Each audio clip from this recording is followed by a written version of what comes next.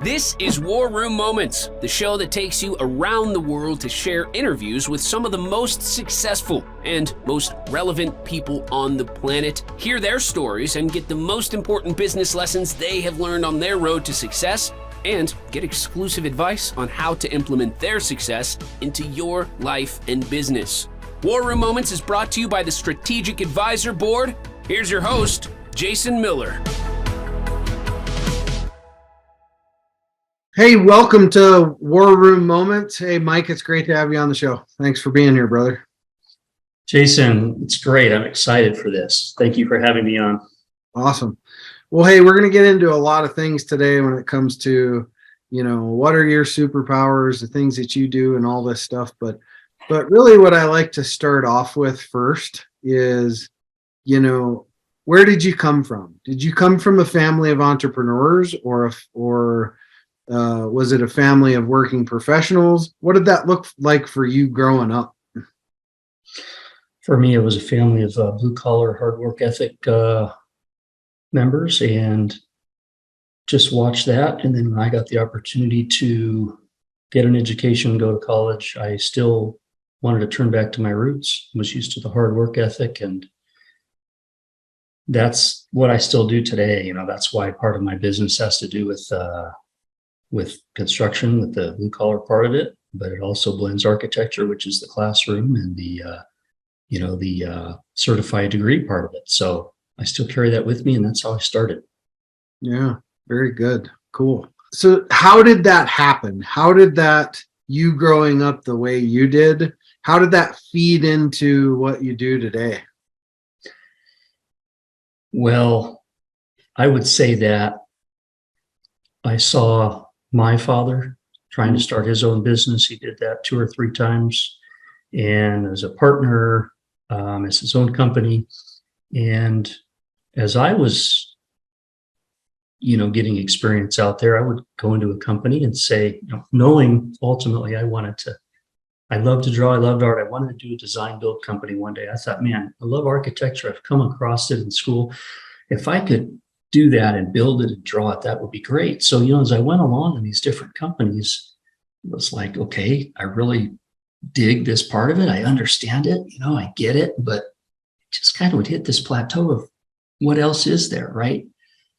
And saw something else going on, got with another company and really learned a really cool niche and way they were doing things. And so it's kind of how it all happened. What I would say is taking the best nuggets of each of these experiences I had in the design build world, being a building professional. This is kind of what got me to where I'm at today.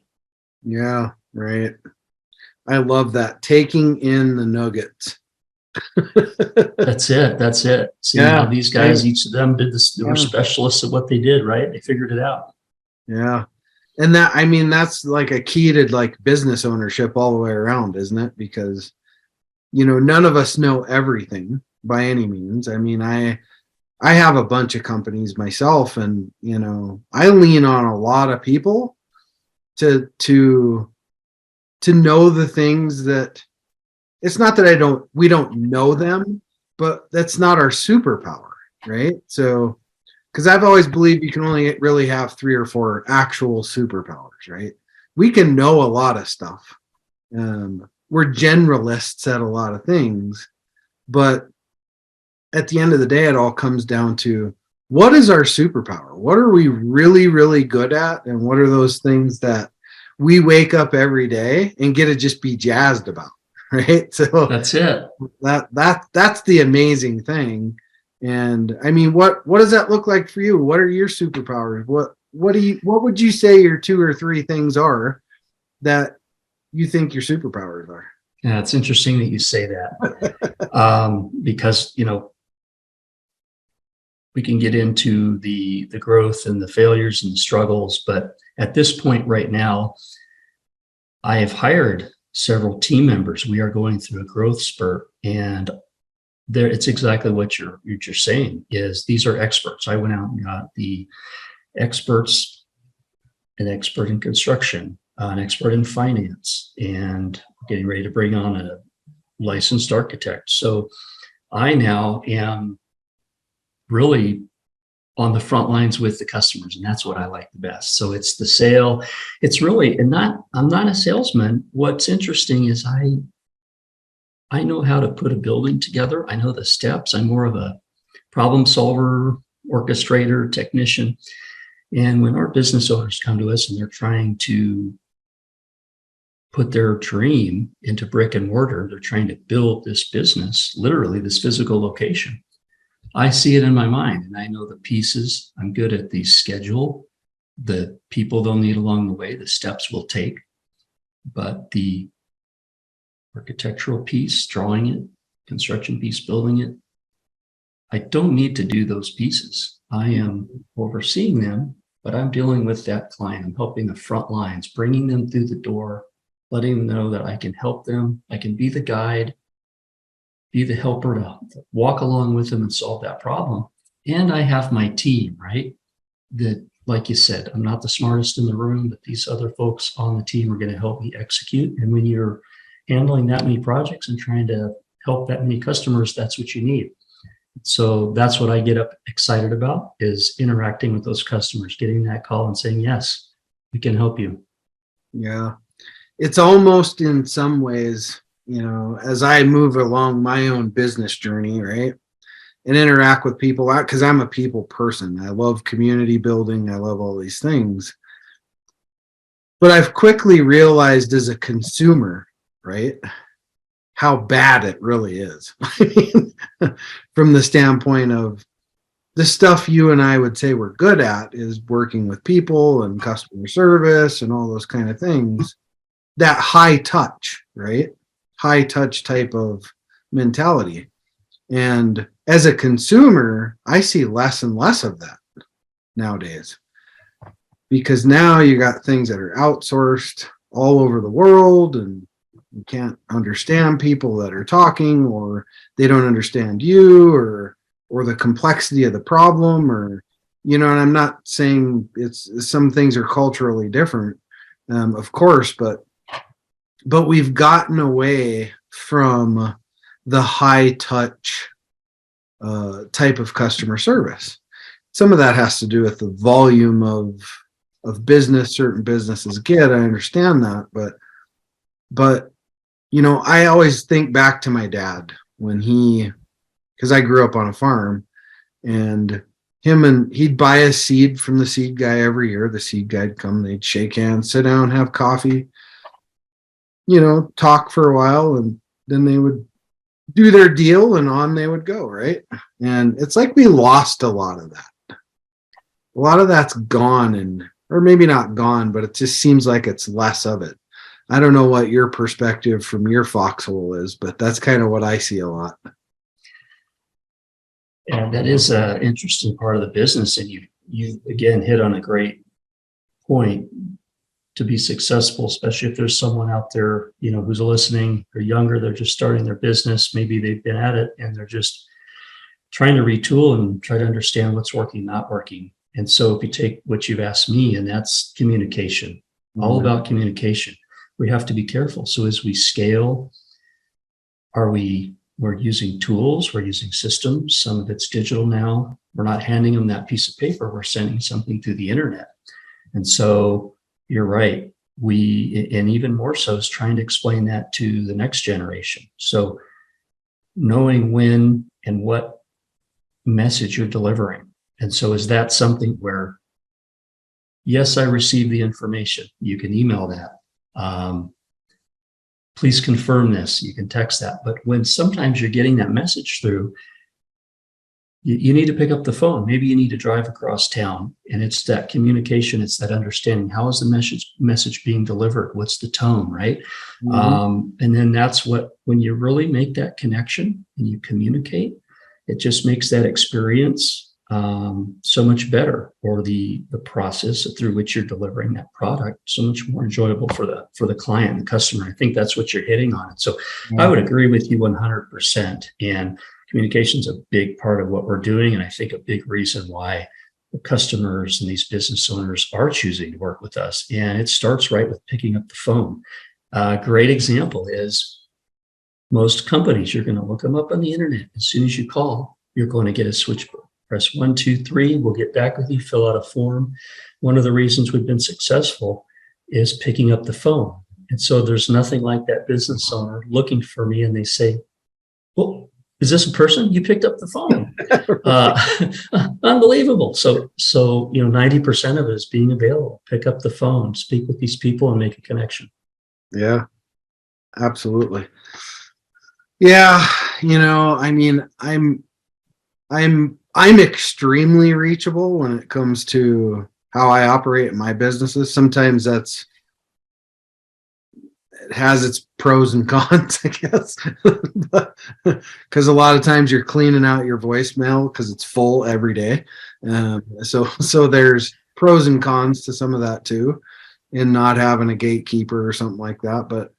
But I think people really enjoy that. It builds trust and confidence a lot faster, no doubt about that. Because people know that they can act, you're an actual human, right? And that human element is sometimes left out. I had one of our strategic partners today posted a video in one of our groups, and it was a video, and she was like, so it's morning and I have something very special to share with you, and I'll be right back in a few minutes. Right? It was a 9-second video. And I thought, oh, that's kind of cool. And then 20 minutes later, she posts, that wasn't me. That was an AI video that looks just like me. Would have never known the difference. Whoa. That it wasn't even, I didn't even know it. I thought, oh, that's Patricia. Cool. And it's like the power of technology, of stuff that we're seeing today. Heck, eventually you and I will just come on here and our avatars will be on here talking. Never That's happened. right. That's right. Technology will go on without us. We just automate everything. That's right. When we're dead and gone, we'll still be doing a podcast together. But yeah, well, I mean, part of the reason this show exists is, as you were talking about, was kind of helping the younger generation, or maybe not even the younger generation, could be old dogs like us, right? That need that one little piece of information to miss that arrow, right? And so this is where I like to ask the question of, if you could, dig through those truckloads of struggles that you've had in business, because if you've been in business any more than a day or two, you've been through a plenty for sure. So if you could reach in there and grab one that would be, what you think would be most useful for an audience of business owners, what struggle would you share that you really went through and you figured out how to fix that? I think it's understanding your niche. So I'll touch on a few bullet points getting there, but when you're starting a business, you need to set up yourself online. Let's say it's an online presence, it's your identity, right? How do you get through to your customers? Well, what you're going to find out is you're probably going to accept every customer under the sun. Yes, we'll do it, and whatever price you want us to do it for. I mean, you're just trying to get business started. So I get it. We've all been there. But the magic happens when you now have those line of customers and those reoccurring customers, and you understand how those projects or products or services or deliverables are going. And you start to listen to your customers, you gather feedback. Now you can do that through a survey form. You can look at your metrics and say, what hours did we spend? What are we making? However you analyze your customer, that's how you're going to determine your niche. And I think the niche is everything. It determines how successful you're going to be. And what I mean by that is, if you're, who is your demographic? Who is your customer? If you pull that data up, it could be as little as a year. And you just say, who is my customer? What age do they happen to be? What part of the world are they in? What other similar hobbies do they have? Is it a family? Is it an individual? When you find that customer, that is everything, because now you can strengthen your identity, your brand, and you can listen to your customer. With me, that's when I started having the most success, understanding their pain points, being able to really hone in on my deliverable, adjusting my pricing. And ultimately, it led to me creating a second company because those clients told me that was another need that they had. And until you do that, you're really just spinning your wheels. You're not going to make those tight, close connections. You're not going to be able to build upon, systems or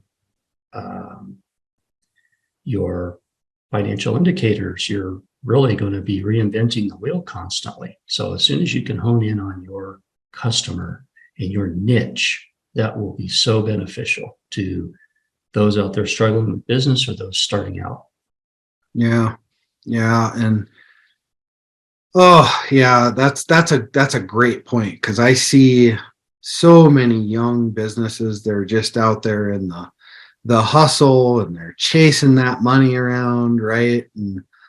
And really, when you just chase that money around, well, a couple of things happen. It's not that you don't get business, but sometimes you just get all the wrong business. Right. Your best customer could be taking up most of your time and bringing in the least amount of profit. So draining your resources. Yep. That's it. That 80-20 rule, right? That's it. For sure. But well, yeah, I mean, that's a great point to brought to the audience, and what a great way to frame that, for sure. So kind of moving into the last part of the show here. I always like to ask this question. If you could have picked somebody, dead or alive, any point in time, who would you pick to somebody that could have been here with us, either to participate or, gosh, just to listen in? Who would have you chose to be here, and why?